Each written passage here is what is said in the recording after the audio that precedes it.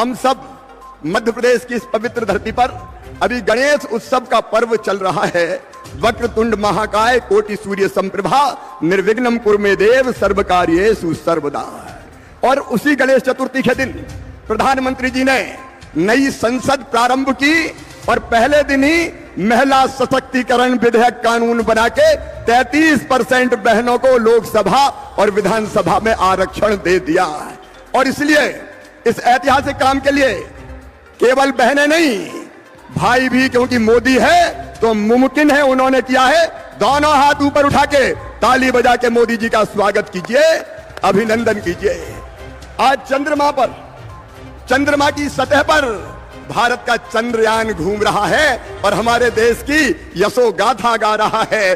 चंद्रमा चंद्रयान पर पहुंचा, इसलिए भी दोनों हाथ ऊपर उठा के ताली बजा के प्रधानमंत्री जी का स्वागत कीजिए, अभिनंदन कीजिए। G20 का सम्मेलन हुआ। वसुधैव कुटुंबकम के मंत्र के साथ भारत ने दुनिया का नेतृत्व किया और सम्मान केवल मोदी जी का नहीं, पूरे हिंदुस्तान का बढ़ा।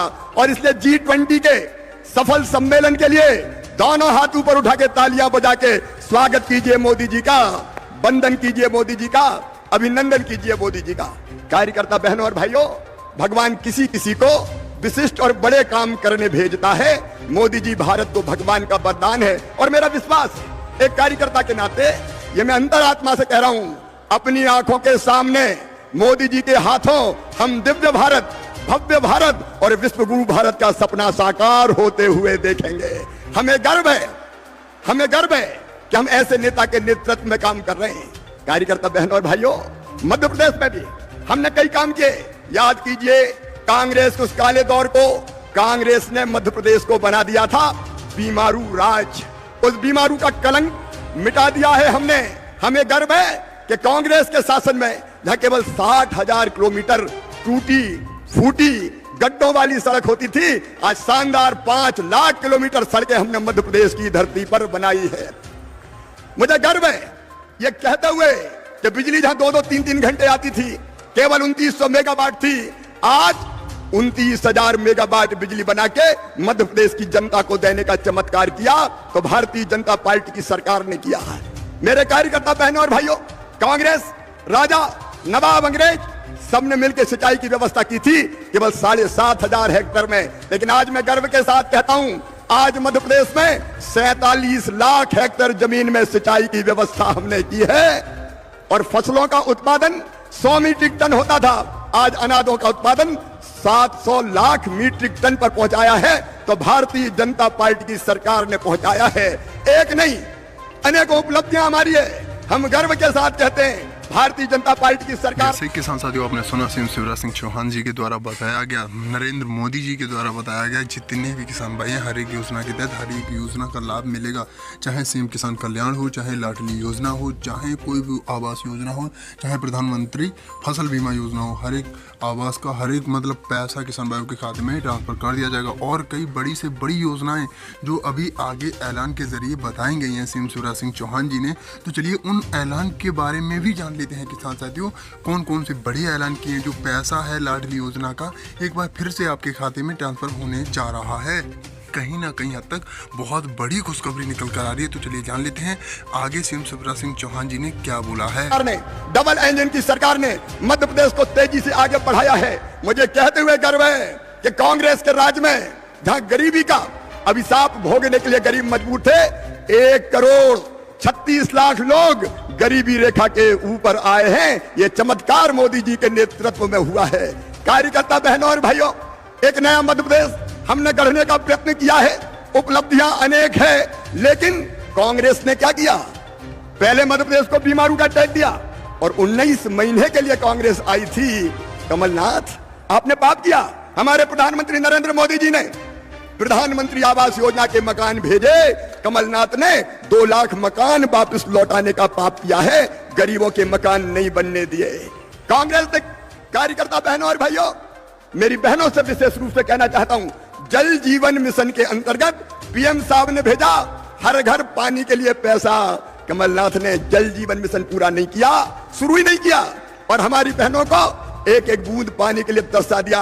मुझे कहते हुए गर्व है, जब हमारी सरकार आई तो 67 लाख घरों में हमने पीने का पानी नल से पहुंचाने का काम किया है। 67 लाख घरों में। कांग्रेस ने प्रधानमंत्री सम्मान निधि की सूची नहीं भेजी, किसान पैसे से वंचित रह गए। जब हमारी सरकार फिर मध्य प्रदेश में आई तो हमने 80 लाख किसानों की सूची भेजकर किसान सम्मान निधि का लाभ दिलाने का काम किया। कांग्रेस ने प्रदेश को तबाह और बर्बाद करने का पाप किया। लेकिन आज मुझे कहते हुए संतोष है कार्यकर्ता बहनों और भाइयों कि मध्य प्रदेश अब तेजी से आगे बढ़ाए, यह प्रधानमंत्री जी का आशीर्वाद है। मोदी है तो मुमकिन है। 3 करोड़ 61 लाख आयुष्मान कार्ड हमने बना के दिए, 44 लाख मकान हमने बना के दिए, 5 करोड़ से ज्यादा घर हमने बना के दिए। कमलनाथ, आपने तो बेगा भारिया शहरिया बहनों के 1000 रुपया बंद कर दिए थे, लेकिन फिर सरकार आने के बाद 1 करोड़ 32 लाख बहनों को लाडली बहना बना के उनकी जिंदगी बदलने का काम भारतीय जनता पार्टी की सरकार ने किया है। आज लाडली बहना जैसी योजनाओं के कारण बहनों की जिंदगी बदलने का काम हुआ है।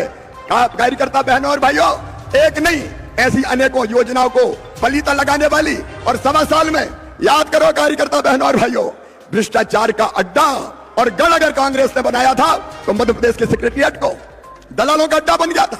मध्य प्रदेश को तबाह और बर्बाद किया, कार्यकर्ताओं का अपमान किया, अनेकों लोगों पे मुकदमे बनाए। लेकिन आज मुझे कहते हुए प्रसन्नता है कि मध्य प्रदेश तेजी से आगे बढ़ रहा है, और मैं गर्व के साथ यह कह रहा हूं कि आने वाले 5 साल में मध्य प्रदेश भारत के नंबर 1 का राज्य भारतीय जनता पार्टी की सरकार प्रधानमंत्री जी के आशीर्वाद से बनाएगी। और इसलिए आइए आज हम संकल्प लें कि फिर से मध्य प्रदेश की धरती पर भारतीय जनता पार्टी की सरकार बनाएंगे। और जो उत्साह मैं देख रहा हूं, जहां तक देखें कार्यकर्ताओं का समंदर नजर आ रहा है, आपके उमड़ते हुए उत्साह को देख के आज मैं कह सकता हूं कि भारतीय जनता पार्टी फिर 2/3 बहुमत से मध्य प्रदेश में फिर से सरकार बनाएगी। बोले बनाएगी कि नहीं? जोर से बताइए, बनाएगी कि नहीं?